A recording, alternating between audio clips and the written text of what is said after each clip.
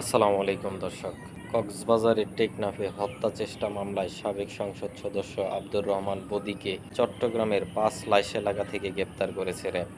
মঙ্গলবার ২০ আগস্ট র্যাবের আইন ও গণমাধ্যম শাখার পরিচালক লেফটেন্যান্ট কর্নেল মুনিম ফেরদৌস এ তথ্য নিশ্চিত করেছেন।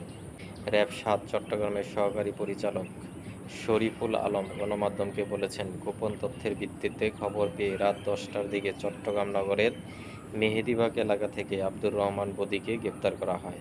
প্রসঙ্গত, আব্দুর রহমান বদি আওয়ামী লীগের প্রার্থী হিসেবে নবম ও দশম জাতীয় সংসদ নির্বাচনে কক্সবাজার-৪ উখিয়া টেকনাফ আসন থেকে সংসদ সদস্য নির্বাচিত হন। দুর্নীতি মামলায় সাজাপ্রাপ্ত হওয়ায় একাদশ ও দ্বাদশ জাতীয় সংসদ নির্বাচনে বদির পরিবর্তে তার স্ত্রী শাহীন আক্তারকে মনোনয়ন দেয় আওয়ামী লীগ। তিনি ২ দফায় সংসদ সদস্য নির্বাচিত হন। স্বরাষ্ট্র মন্ত্রণালয়ের তালিকায় মাদক চোরাচালানের পৃষ্ঠপোষক হিসেবে আব্দুর রহমান বদির নাম রয়েছে। তালিকায় মাদকের গডফাদার হিসেবে বদির ৪ ভাইসহ পরিবারের অন্তত ২৬ জনের নাম রয়েছে।